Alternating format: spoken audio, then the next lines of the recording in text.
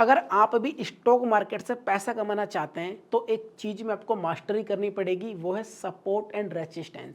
अगर सही तरीके से सपोर्ट और रेसिस्टेंस आपको आइडेंटिफाई करना आ गया तो आपके ट्रेड लेने की जो एक्यूरेसी है ना कहीं ज़्यादा बढ़ जाती है। अब सपोर्ट और रेसिस्टेंस होता क्या है, इसको आप ध्यान से समझिए। सपोर्ट वो जगह होती है जहाँ पे बायर्स एक्टिव होते हैं और रेसिस्टेंस वो जगह होती है जहाँ पे सेलर्स एक्टिव होते हैं। अब जो हमारा मार्केट है वो किस तरीके से चलता है, देखिए वो चलता है हमारा इस तरीके से, ठीक है, इस तरीके से चलता है, ठीक है। अब जो ऊपर की साइड जो जोन होता है ना उसको हम बोलते हैं रेसिस्टेंस, और नीचे की तरफ जो जोन होता है उसको हम बोलते हैं सपोर्ट, ठीक है। अब इसको हम एक एग्जाम्पल से समझते हैं। फॉर एग्जाम्पल, अभी मान लीजिए गोल्ड का रेट तकरीबन तकरीबन 1 लाख रुपए के आसपास है। अगर कोई ऐसी न्यूज आ जाए कि भाई गोल्ड 1 लाख रुपए से कम हो गए, 50,000 पे आ गया, हो सकता है मैं ना खरीदूं या फिर मेरी टीम के लोग ना खरीदे, लेकिन दुनिया में बहुत से ऐसे लोग हैं जिनका इंटरेस्ट पैदा हो जाएगा और वो गोल्ड को खरीदना शुरू कर देंगे, ठीक है। तो यहाँ पर एक छोटा सा एग्जाम्पल, इसको समझिए आप। मान लीजिए गोल्ड जो है वो 1 लाख रुपए पे है, ठीक है। अब क्या हुआ कि नीचे आ गया 50,000 पे, ठीक है। अब जैसे ही 50,000 पे आया तो लोगों ने क्या उसको खरीदना शुरू कर दिया। और यहाँ पर एक साइकोलॉजी वर्क करती है डिमांड एंड सप्लाई की, ठीक है। जब गोल्ड 1 लाख रुपए था तो लोगों का इंटरेस्ट कम था, लेकिन जब गोल्ड 50,000 रुपये हो गया तो बहुत से लोगों का इंटरेस्ट पैदा हो गया। जब बहुत से ज़्यादा लोग खरीदेंगे ना, भाई हम भी खरीदेंगे हम भी खरीदेंगे, तो होगा क्या, डिमांड बहुत ज़्यादा हो जाएगी, ठीक है, और सप्लाई हो जाएगी कम। डिमांड बहुत ज़्यादा हो गई, सप्लाई हो गई कम, तो अब क्या हुआ, गोल्ड यहाँ से बढ़ के 50,000 से बढ़ के वापस चला गया 80,000 पे, ठीक है।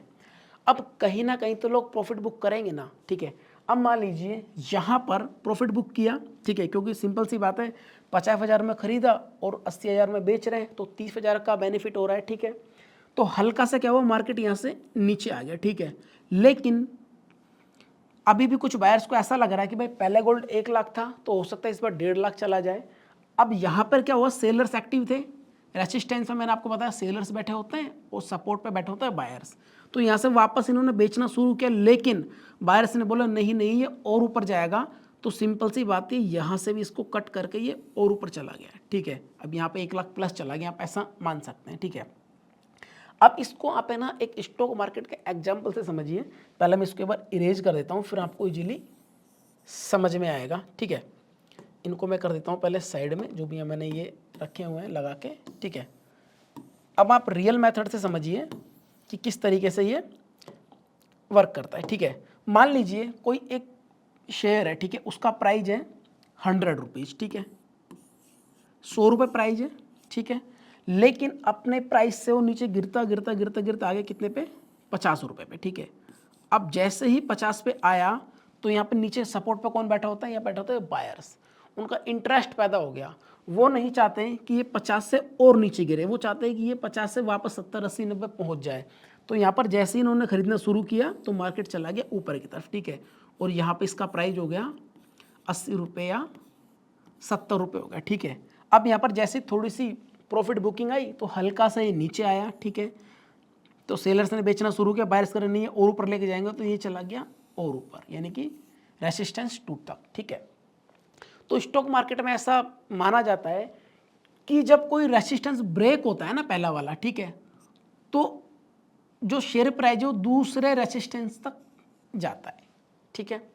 अब ये बात मैंने की अप ट्रेंड की, भाई मार्केट में जो प्राइस है वो किस तरीके से बढ़ता है और कहाँ बायर्स बैठे हैं कहाँ सेलर्स बैठे हैं। अब हम बात करते हैं सेलर्स की, कि सेलर्स किस तरीके से वर्क करते हैं, ठीक है। अब बड़े ध्यान से देखना मेरे वीडियो को जो मैं बना रहा हूँ, क्योंकि जैसे मैं इसको ख़त्म करूँगा इसके बाद में आपको live example live bank Nifty में जाके समझाऊंगा कि सपोर्ट और रेसिस्टेंस सही तरीके से कैसे आइडेंटिफाई करते हैं।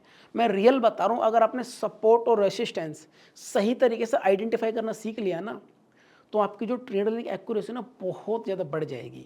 आप ऐसा मान के चलिए जितने भी बड़े बड़े ट्रेडर हैं ना सारे सपोर्ट एंड रेसिस्टेंस पे ही वर्क करते हैं, ठीक है। बात को ध्यान से समझना। अभी हमने बात की अप ट्रेंड की, अब करते हैं डाउन ट्रेंड की। फॉर एग्जांपल एक कोई स्टॉक है, ठीक है, उसका प्राइस नीचे गिर रहा है, ठीक है, नीचे गिर रहा है, ठीक है। पहले सपोर्ट तक आया S1, ठीक है, और ये हो गया अपना S2 और यहाँ पे लगा देता हूँ मैं R1 रेजिस्टेंस 1, ठीक है। सपोर्ट तक आया, यहाँ तक आया, मान लीजिए कोई 200 रुपये का शेयर है, ठीक है, वो यहाँ पे आ गया 100 रुपये पे, ठीक है। अब बायस ने हल्का सा इंटरेस्ट दिखाया कि भाई ये ना 100 रुपये से कम का नहीं जाना चाहिए, हल्का सा वापस ले गया उसको 110 रुपये पे, ठीक है। लेकिन सेलर्स ने बोला नहीं नहीं नहीं, हम बेच के निकलेंगे, तो उन्होंने क्या किया और नीचे ले आया, इसको यहाँ पे ले आया, ठीक है, बिल्कुल नीचे सपोर्ट 2 तक अगर ये आ गया यहाँ पे मान लीजिए 40 रुपये का, ठीक है।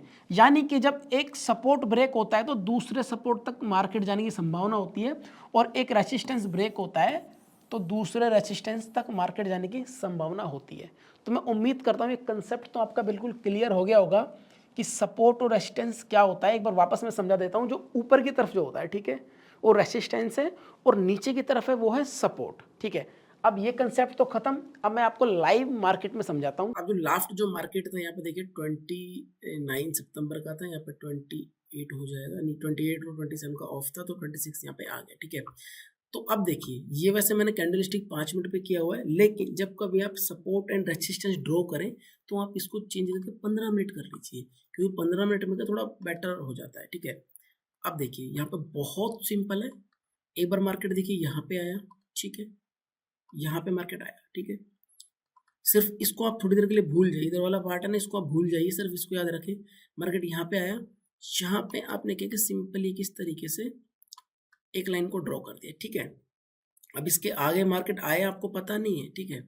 आप यहाँ पे वापस इसको 5 मिनट पे लेके आ जाइए, ठीक है। अब देखिए आपको इतना तो मालूम है कि भाई यहाँ पे मैंने एक रेसिस्टेंस बनाया है, अगर मार्केट यहाँ से वापस नीचे आएगा तो वो वापस नीचे तक आ जाएगा, ठीक है, जैसे कि मैंने आपको स्टार्टिंग में बताया। और एक आप यहाँ पे बना लीजिए, लीजिए इस तरीके से, ठीक है। तो देखिए मार्केट यहाँ पे आया, ठीक है, फिर वहाँ बस यहाँ से घूम गया, यहाँ पे सपोर्ट पे टकराया, फिर वापस घूम गया, फिर रेसिस्टेंस पे टकराया, वापस नीचे आ गया।